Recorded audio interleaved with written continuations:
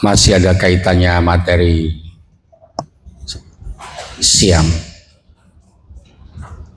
mumpung ada manusianya. Kalau sholat tergesa-gesa itu Pak Pandu dikejar siapa? Nggak ada itu. Tambah lama bukan bertambah bagus, tambah lama bertambah jelek. Tolong dijawab jujur. Kalau bacaan sholat itu tergesa-gesa, Pak Pandu dikejar siapa? Tidak ada yang mengejar. Tidak ada yang mengejar. Berarti Pak Pandu itu dikejar oleh sesuatu yang tidak kasat mata. Siapa itu? Nafsu. Dikejar oleh siapa? Tidak ada. Tidak ada. Tadi dikejar oleh nafsu. Ya. Nafsu itu yang menggerakkan siapa? Pikiran. Pikiran. Ya. Jadi pikiran yang menggerakkan siapa? Hati. Hati. Masya Allah. Saya berulang kali kemukakan hati itu sentra pusat daripada ruh. Digerakkan oleh siapa? Setan. Nah, berarti saya tadi melihat ketika Pak Pandu menjadi imam sholat Jum'ah itu persis beneran. Saya melihat setan gembleger ada di depan saya. Wujudnya manusia, tapi perilakunya perilaku setan. Saya sudah berulang kali kemukakan. Coba contoh Pak Misbah itu, ketika dia santap soto itu kan dimakan kalem-kalem enak. Sendok lagi komentar enak. Disendok lagi komentar mantap.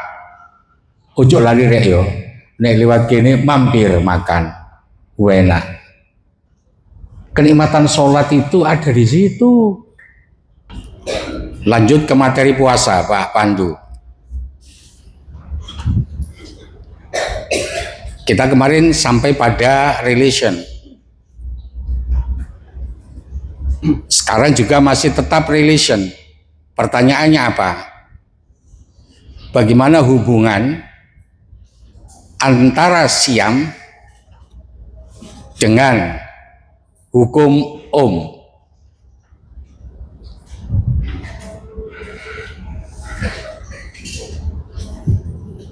Ya, silakan. Siam itu kan artinya salah satu kan kemarin sudah dibahas tuh, menahan diri. Nah, kalau kita hubungan dengan hukum itu berarti semakin besar tahanan hambatannya dengan tegangan yang sama, maka arus. Sebelum saman komen, saman kan yo gak sabaran ketien. Namanya guru itu ketika muncul pertanyaan konsepnya jelaskan dulu. Tidak semua audien yang ada di sini ngerti hukum Jelaskan dulu hukum itu seperti ini. Baru ke puasanya. Hukum itu salah satu konsep yang ada di listrik dinamis, di mana tegangan V itu sebanding dengan arus dikalikan dengan hambatan I kali R. V sama dengan I kali R. Kalau dirubah rumusnya, maka I sama dengan V per R. Artinya arus itu berbanding terbalik dengan hambatan. Maka kalau kita hubungkan dengan puasa atau siam tadi, semakin besar hambatannya, maka tentu arus yang mengalir ini akan semakin kecil. Maka jika ingin meningkatkan arus yang mengalir dengan hambatan yang besar itu, maka yang harus ditingkatkan itu adalah beda potensial atau tegangannya atau sumber energinya. Sebentar, saya potong lagi. Bagi teman-teman yang masih bingung, yang masih tidak ngerti, implementasi hukum itu seperti apa? Sing sabar didik dari guru itu. Dimasuk konsep Ya jelas loh, Mas Pandu. Jadi baik, kembali ke hukum Ohmnya. Jadi V sama dengan I dikali R. Ya cukup moro V sama dengan I kali R. Ini hukum itu seperti apa? Konsep hukum itu seperti apa? Jelaskan dulu, wong-wong itu cek mudeng. Baik. Iya. Karena tidak semua orang eksak. Kita mulai dari rangkaian listrik sederhana. Itu kan terdiri dari misalnya lampu, ada kabel, lalu ada baterai. Baterai itu dianggap sebagai sumber tegangan atau beda potensial, atau kita sebut sebagai sumber energinya. Baterai sebagai voltage atau tegangannya. Lalu arus akan mengalir melalui kabel. Nah, hambatan itu bisa kita ibaratkan sebagai lampunya. Bisa kita pakai dengan hambatan asli atau hambatan resistor R itu sendiri, bentuknya itu kayak kecil, terus ada lingkaran-lingkaran warna, atau kalau yang paling mudah ya kita anggap sebagai lampu. Atau semua alat listrik itu diibaratkan sebagai hambatan. Nah, arus ini akan mengalir manakala terhubung semua antara secara tertutup baterai, kabel, dan hambatan, baik itu lampu maupun alat listrik yang lain. Lampu itu punya hambatan, satuannya ohm. Semakin besar hambatannya, ya maka semakin sulit arus ini akan mengalir. Maka harus dibutuhkan pendorong yang lebih besar. Jika arus listrik itu diibaratkan seperti aliran air, maka baterai itu diibaratkan sebagai pompa airnya. Lalu arus listriknya adalah ya aliran listriknya ini aliran airnya tadi. Jadi kalau ingin mendapatkan aliran arus yang besar, ya maka tentu tenaga dari pompa airnya harus besar. Berarti untuk mendapatkan arus listrik yang kuat, maka harus dibutuhkan baterai yang kuat juga. Lanjut Pak Pandu. Baik.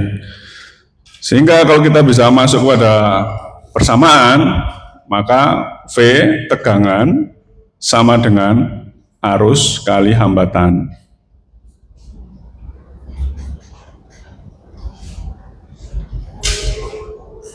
Loh iya terus menunggu komentar. Oke, baik. Nah, sekarang arus itu berbanding terbalik dengan hambatan.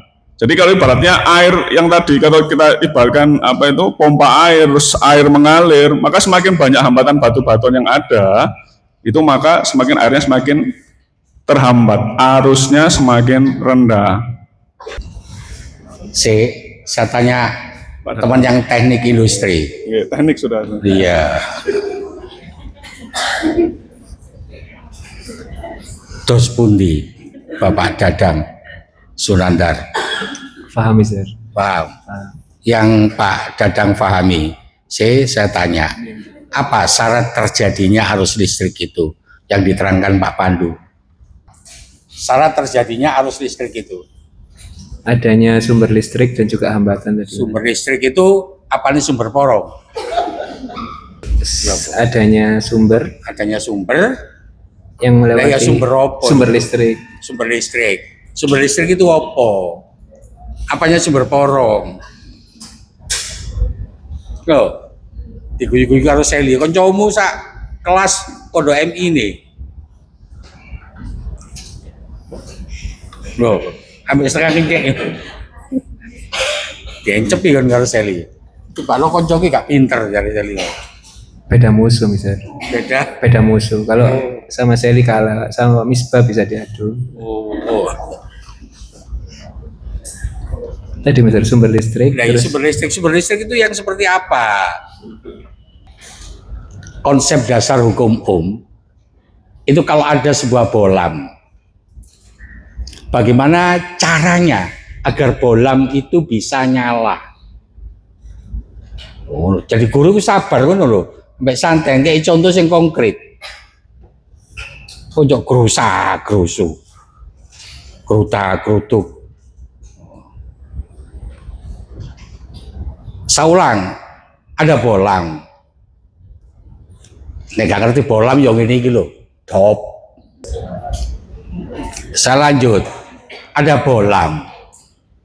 Bohlam itu agar bisa nyala, itu harus ada, mau cari Pak Dadang, sumber. Sumber apa? Sumber listrik.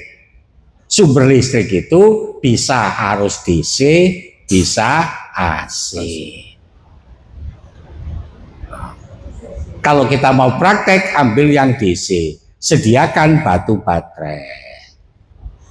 Batu baterai yang katanya Pak Pandu tadi disebut sebagai sumber tegangan, disebut juga sebagai beda potensial, itu akan bisa mengalirkan listrik dengan catatan harus ada salurane. Dikei kabel. Kabel itu disusun pada sebuah bohlam dengan catatan ngerangkene gak usah diawur. Karena ada orang yang tidak paham ketika ngerangkai itu dililitkan kabel penghantar itu ada di badane bohlam karo-karone itu tidak bakalan bisa nyala. Satu taruh di bodi, satu taruh di pantate. Ketika batu baterai itu sudah diberikan media dan media itu terhubung dengan bohlam, maka secara otomatis bohlam itu akan nyala. Nyalanya bohlam karena ada perpindahan. Dikatakan batu baterai itu tadi bisa dikatakan sumber tegangan atau bisa juga disebut sebagai beda potensial. Beda potensial, potensinya tinggi, dari potensi tinggi lewat kabel ke bohlam disalurkan ke potensial rendah. Akibatnya di situ terjadi arus listrik. Nah, berapa besar arus listrik yang mengalir di dalam sebuah rangkaian itu oleh Master Ohm dikenal dengan sebutan hukum Ohm. Yang nilainya I sama dengan V per R. Jadi kalau saya tanyakan konsep hukum Ohm itu didasari bukan kayak Pak Pandu tadi dari V sama dengan I kali R, tapi I sama dengan V per R. Ngono lho. Iku nek guru sabar. Hubungan antara puasa dengan hukum Ohm. Baik. Ya. Balik ke hukum tadi, pada I sama dengan V per R, Ya. atau arus sama dengan tegangan per hambatan. Ya. Jadi ketika semakin besar hambatannya, semakin besar godaannya daripada melaksanakan ibadah puasa, maka untuk menghasilkan aliran-aliran kebaikan itu, maka kita harus memperbesar sumbernya. Sumbernya dari mana? Dari mental kita, dari hati kita tadi, niatan kita diperbesar, beda potensialnya diperbesar.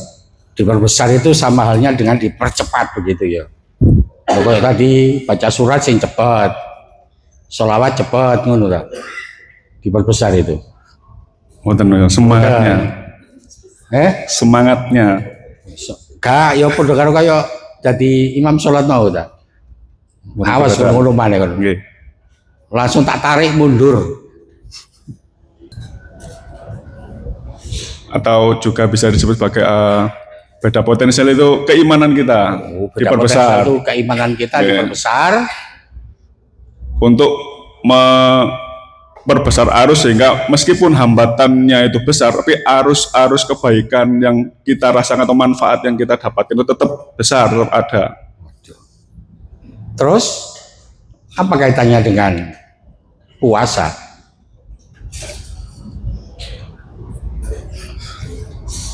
Ya berarti untuk Ya. menerjang hambatan itu harus. Oh gitu ya. Iya. Jadi hambatannya kudu diterjang. Terjang, saut, terjangan.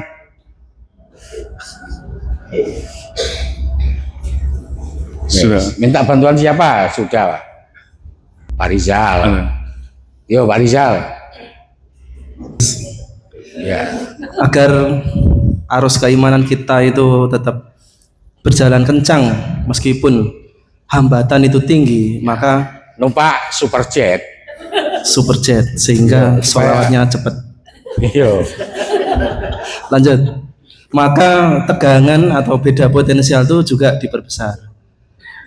Nah iya sekarang itu teori konsep tentang arus listrik hukum sudah. Sekarang yang belum adalah kaitan hukum dengan siang. Siang. Iya. Dan ini Mister baru mulai. Oh, Kembali bahwasanya beda potensial itu semakin tinggi. Harus kita besarkan beda potensialnya. Beda potensial itu kan kalau diibaratkan biar lebih mudah bagi orang non fisika itu kan dianggap aliran air tadi itu waduh, ngeremehin loh. Biar mudah. Orang non fisika itu dianggap pian-pian sih nggak fisika, dianggap oon. ya, kalau kita ibaratkan aliran air itu semakin kencang ketika ada perbedaan ketinggian kalau di air, Mister. Artinya apa? Antara keburukan dan kebaikan itu harus kita jaga agar jauh gitu.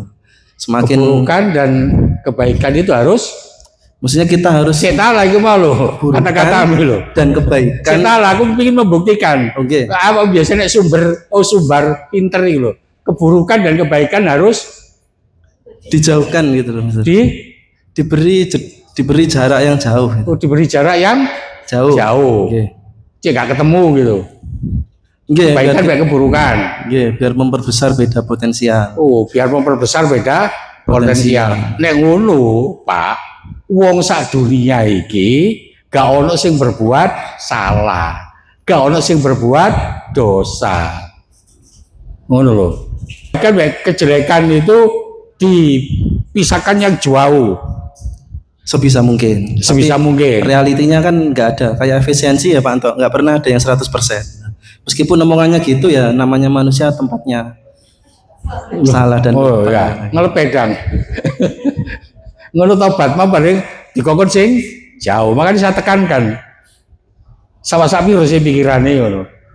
Nggih, kita jauhkanlah perilaku buruk pada saat kita puasa dan kita kencangkan dengan ibadah-ibadah. Kan ada yang bilang bahwasanya Ibadah-ibadah dikencangkan berarti mocone kayak Pak Pandu mau. nggih ngebut Mister. Banyak yang suka kadang kayak gitu Mister. Loh, Nah, banyak yang tertawa berarti setuju. Mister. Nggih. Pak Sarif cateten. Nek ono jadwal khotib coretan. Sudah dicoret Mister. Hambatan kan pasti ada, makanya sebisa mungkin kita berbesar jarak itu. Ketika pada konsep puasa, yang namanya manusia kadang juga bisa tergoda sehingga dan susah untuk mengenolkan, meminimal sama sekali tidak salah itu kan nggak bisa, Mister. Makanya usaha kita itu bagaimana sebisa mungkin ya itu kita jauhkan. Nah itu kadar jarak itu masing-masing Aku takut. orang juga Bagaimana berbeda. cara menjauhkan itu? Cara menjauhkan keburukan dulu bagaimana? Apa hubungannya hukum dengan puasa? Hukum itu I sama dengan V per R. Tadi sudah dijelaskan konsepnya sama Pak Pandu. Itu berbanding terbalik dengan hambatan. Namanya saja hambatan itu menghambat.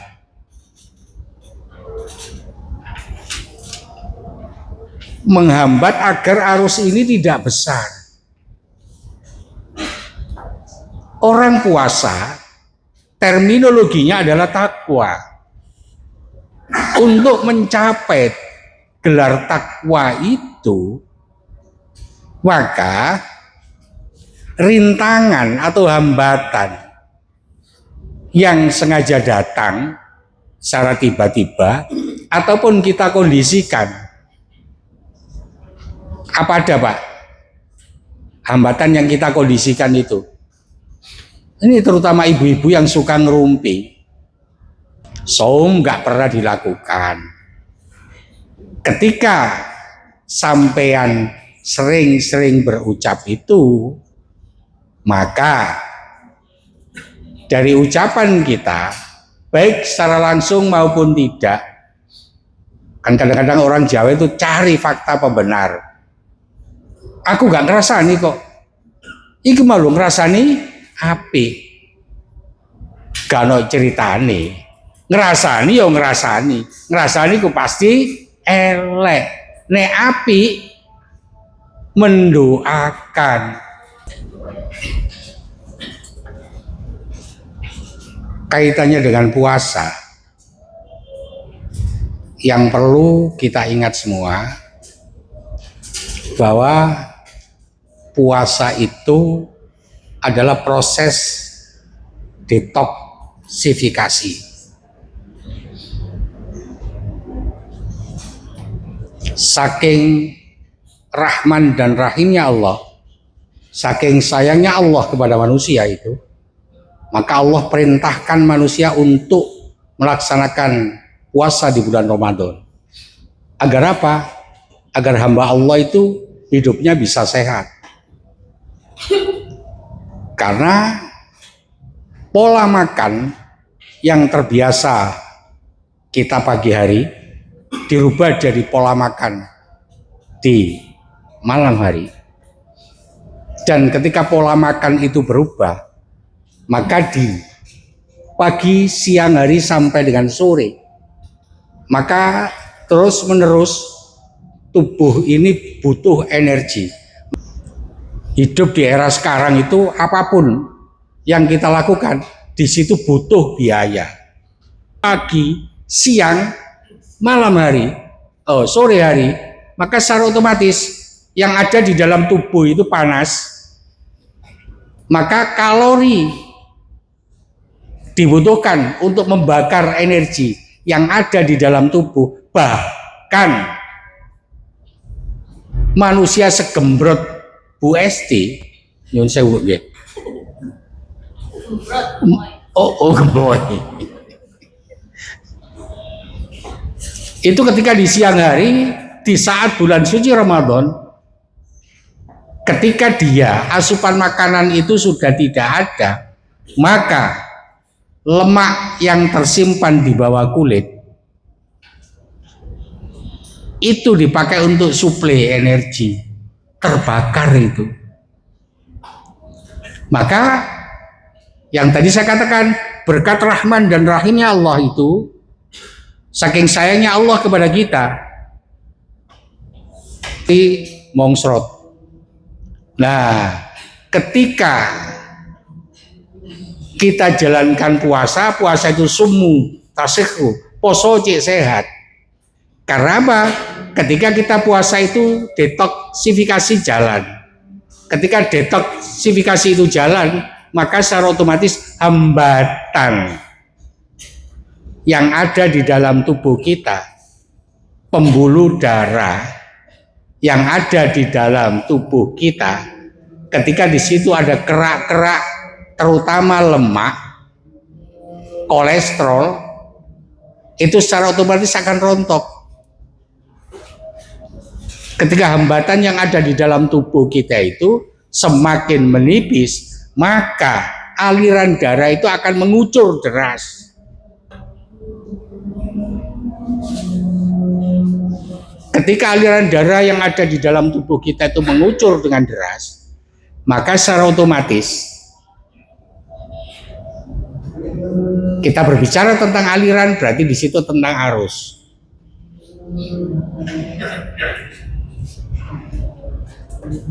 Akibat dari puasa, orang hidupnya akan menjadi sehat. Mengapa bisa jadi sehat?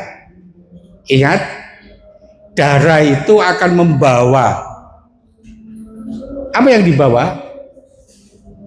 Makanan, sari-sari makanan yang diedarkan ke seluruh tubuh. Jadi pembuluh darah kita yang mengalirkan darah dan sari-sari makanan yang beredar ke seluruh tubuh itu biasanya tidak bisa mensekresi langsung makanan yang sampean makan terlalu banyak mengandung kolesterol. Makanan yang sampean makan terlalu banyak mengandung lemak jenuh yang sampean berakibat punya asam urat. Kalau kita kaitkan puasa tadi dengan hukum itu arus. Semakin besar arus, maka lampu itu nyalanya akan semakin terang. Nah, semakin besar aliran darah yang ada di dalam tubuh kita, yang saya sering kali kemukakan, semakin otak kita ini kaya dengan oksigen, makanya dilatih. Sekali lagi dilatih sama itu zikir tanafus. Ketika zikir tanafus itu dinikmati. Allah. Ojo. Allah.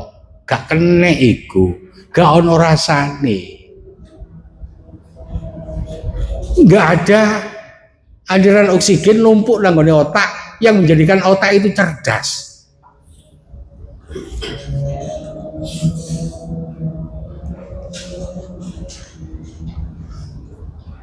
Wes, bagi siapa saja lah yang ada di madrasah ini,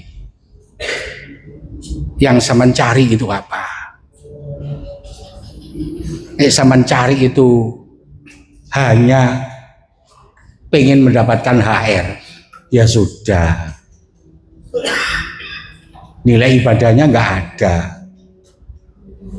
Sekalian kita bekerja juga punya nilai ibadah. Ibadahnya di mana? Ya noto itu, melatih anak-anak. Karena ada pepatah menyatakan bahwa guru kencing berdiri, murid kencing sambil joget.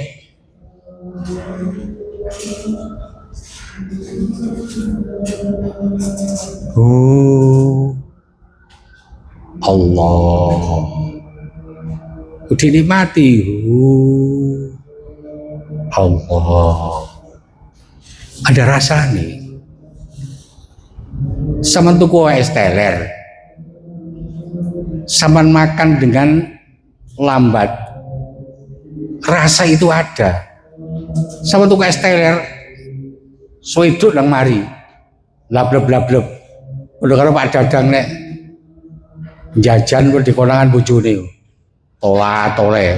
Sewendok nang mari. Yo. Kan ora rasane ten ya. Iya.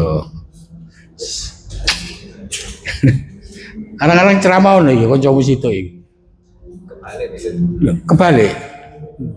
Kapten sing kon ceramah. Masya Allah. Status yang dibuat terus itu kata-kata saya. Oh. Sing di status itu kata-kata itu pean sing gawe. Hebat. Kalau begitu KKK berikutnya pemateri Pak Dadang. Setuju? Setuju.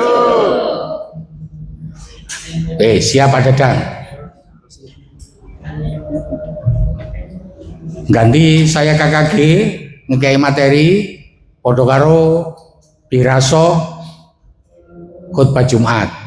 Jadi kesimpulan akhir. Nah, ini biasanya bagiannya Pak. Dari penjelasan saya coba tolong disimpulkan Pak Rizal.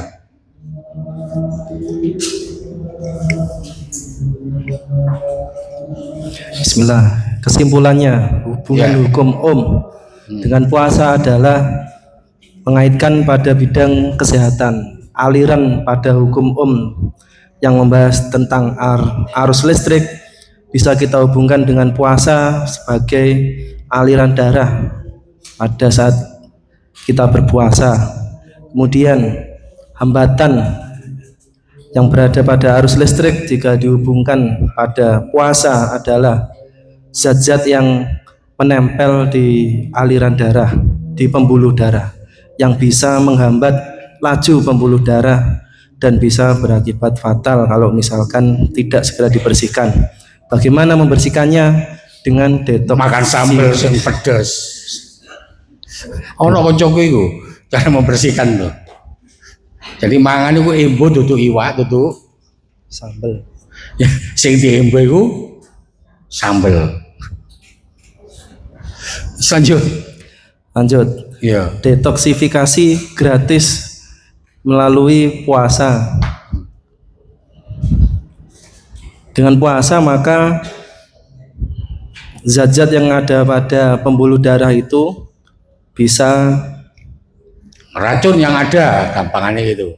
Di pembuluh darah didetok dikeluarkan. Detox. Ya. Nggih. Kan itu terbukti daripada hadis Nabi sumu tasikhu. Apa Bang Jal? Sumu tasihu. Wah, ya. Artinya Pak Dadan.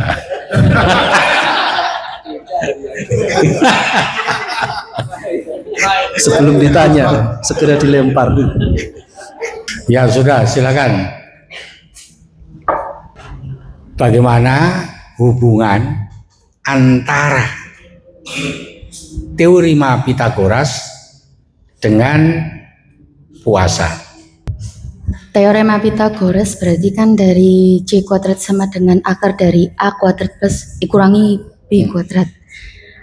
Nah, itu kan terdapat pada berangkat dari bangun datar segitiga, Mister. Bangun datar segitiga. Bangun datar segitiga itu memiliki 3 sisi. Ya, Depan, samping, dan miring. depan, samping, dan Miring. Padahal wis browsing kan iku ya? Belum. Pada Pitagoras itu kan hanya berlaku pada segitiga siku-siku, di mana segitiga siku-siku itu memiliki alas dan tinggi serta sisi miring yang saling berkaitan. Sisi miring dari segitiga siku-siku itu kuadrat dari sisi miring segitiga siku-siku itu sama dengan jumlah kuadrat dari sisi-sisi yang lain. Atau jika sisi miring itu adalah C, sisi yang lain adalah A dan B, maka C kuadrat sama dengan A kuadrat plus B kuadrat. Terus kaitannya dengan puasa seperti apa? Nah, ayam gak tawar kudu bantu. Mari kita kani mik. Aliran darah, lemak-lemak pada pembuluh darah itu semakin berkurang sehingga aliran darah semakin lancar. Nah, iya, Ibarat hubungannya dengan aliran darah itu sisi miring ibarat tadi apa? sisi tegak tadi. Semakin tinggi sisi tegak, maka semakin tinggi kemiringannya. Maka semakin lancar aliran darah manusia, maka semakin Sehat. baik dalam berpikir. Yang menentukan sisi miring itu adalah 2 komponen, sisi tegak dan sisi datarnya. Miring datangi misalnya bojone miring, oh anjene kon ngene dong. Ngene kok apa? Iya, ngene iki miring apa kenceng? Miring. Wis ngono lho. Miring. Nilai miring itu juga mahal. Don, saiki Pak Purnomo itu wis kualan.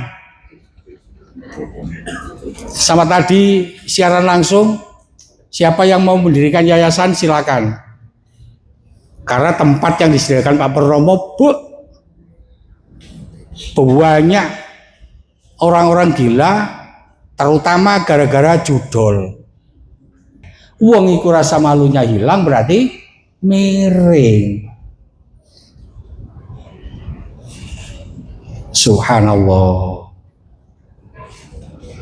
Yang perlu sampai ingat, maka Allah sendiri panggil, ya ayyuhalladzina amanu, wahai orang-orang yang beriman.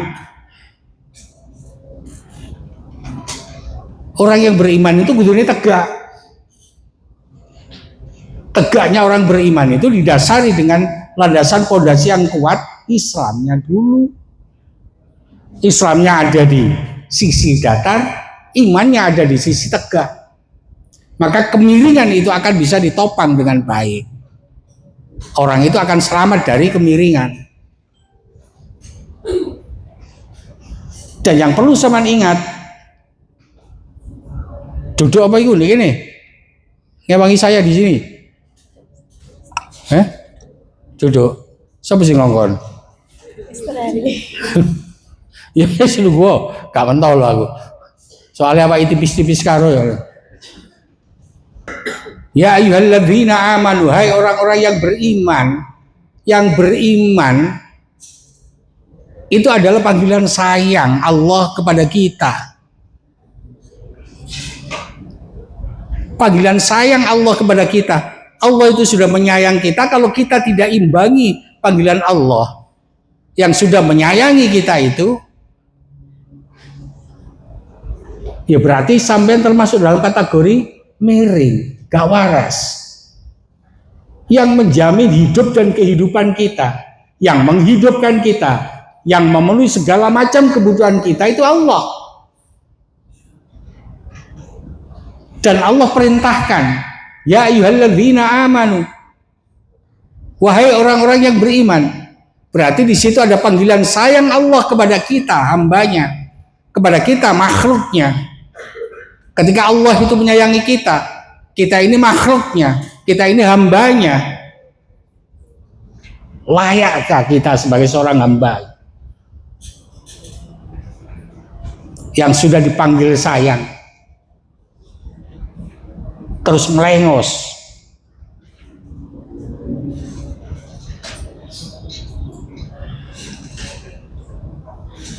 Berangkat dari situ, yang dipikirkan oleh Menteri Agama yang tertuang dalam KBC, Pak Haris apa Pak Haris, KBC Pak Haris? Lali aku. Oh, wis ganti yo. Biar waktu dengar ini kan, ya kurikulum berbasis cinta. Mengingatkan kita sebagai seorang hamba bahwa Allah itu amat sangat cinta, menyayangi hambanya, menyayangi kita. Sebagai seorang Islam, sebagai seorang yang beriman, ketika Allah mencintai kita, maka kita harus mencintai Allah dengan wujud sebut-sebut nama Allah sebanyak-banyaknya.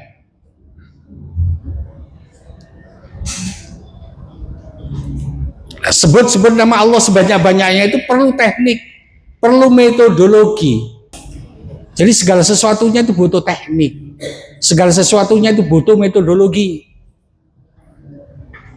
Sebut Allah banyak-banyak, itu harus mempergunakan teknik dan metodologi agar sebutan kita itu akan sampai kepada Allah.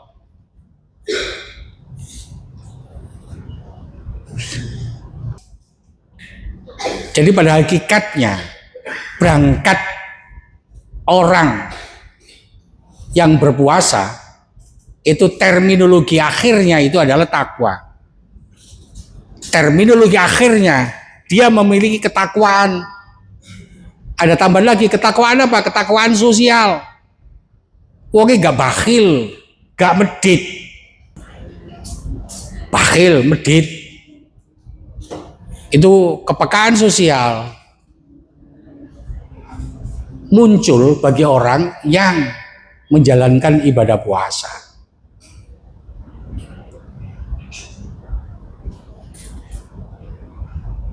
Akhirnya orang yang berpuasa itu harusnya nggak medit.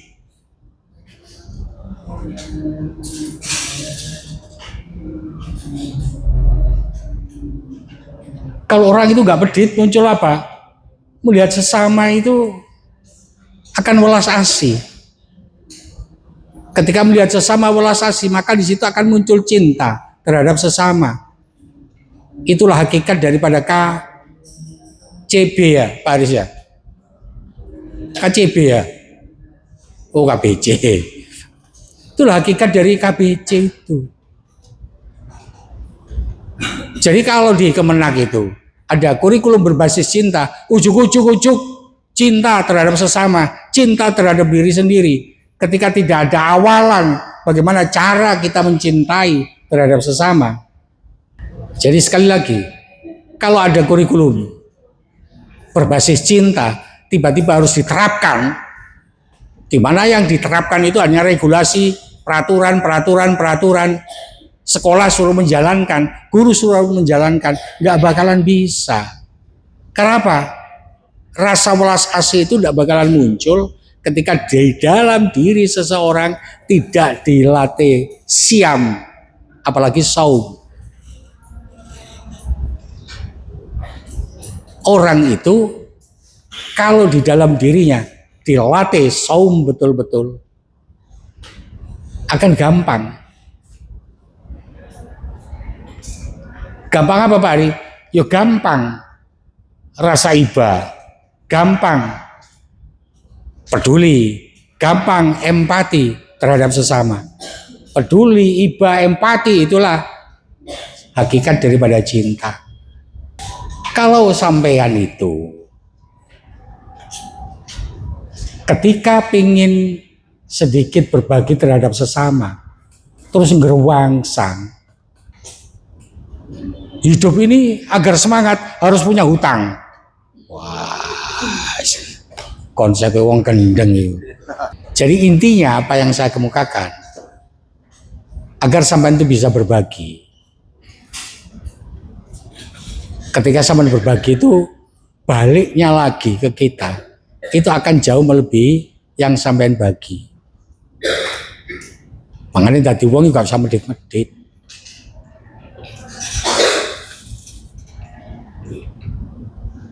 Jadi orang jangan pelit-pelit. Agar apa? Bisa mengimplementasikan KBC. Jadi untuk bisa mengimplementasikan KBC dimulai dari lakukan siang. Bila perlu lakukan saum. Sama coba jaga saum, hidup ini akan tenang. Masya Allah. Orang kita itu pinternya ngomong tok. Sampean umur sakmini lho, sih gak sadar-sadar.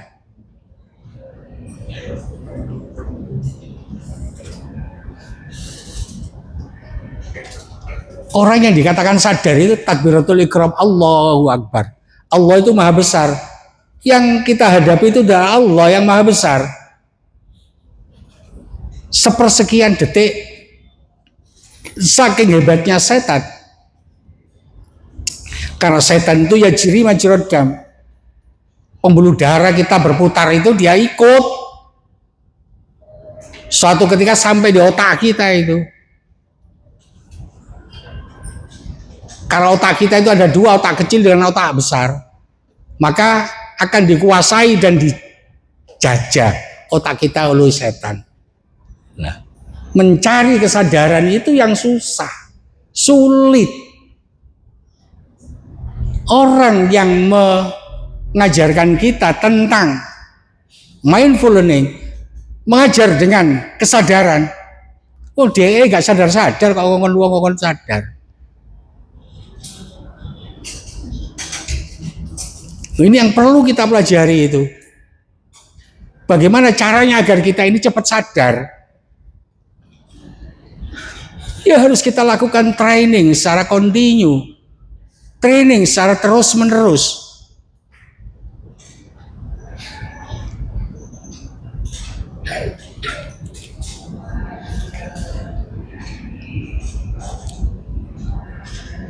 Ketika sampai melakukan training terus-menerus seperti yang saya kemukakan kemarin itu. Ketika kamu dekati aku, kata Allah, dengan berjalan, kata Allah, aku akan dekati kamu dengan berlari. Ketika kamu sebut namaku, maka aku yang akan sebut namaku yang ada di dalam kolbumu. Nah, posisi dan kondisi itu harus sampai latih. Karena sudah terbiasa dan sudah terlatih. Dari terbiasa dan terlatih itu ketika sampean sholat, nanti yang menjalankan zikir kita, karena sholat itu intinya zikir, eling. Eling itu sadar.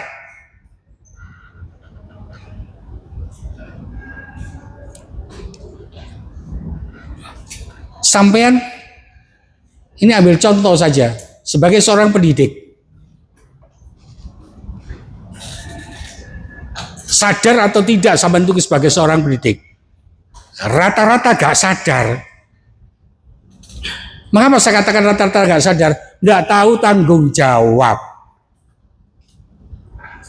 Kapan kita mendidik? Kapan kita menjadi fasilitator? Kapan kita menjadi eksekutor?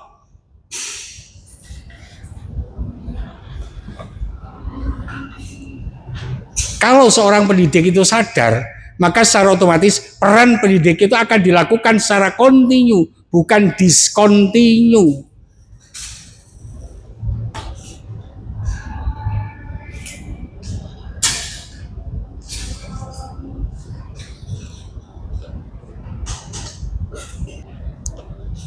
Maka saya tekankan, siapa wali kelas yang ogah-ogahan menjalankan regulasi madrasah?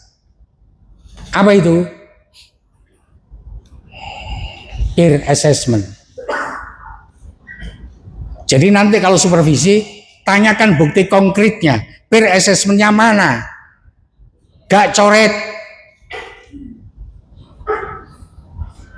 Diawali dari mana? Diawali dari Ramadan ini.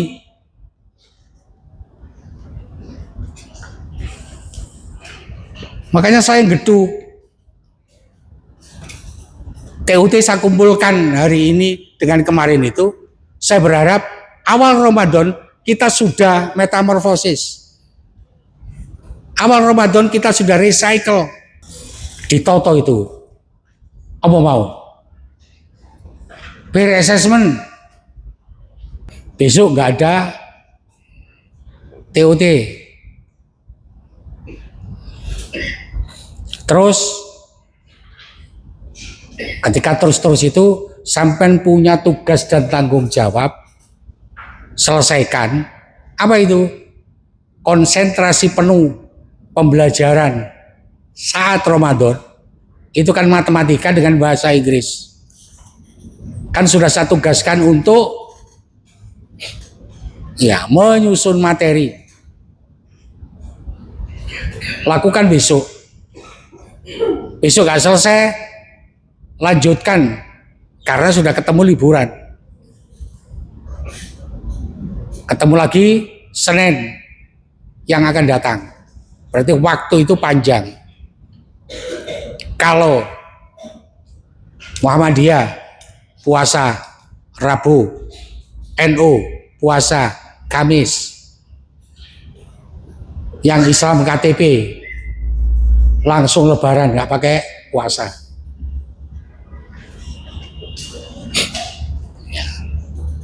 Maka di rumah coba introspeksi diri, bangkitkan kesadaran. Kesadaran itu tidak bakalan muncul sekonyong-konyong tanpa kita maintain. Jadi di-maintain kesadaran itu.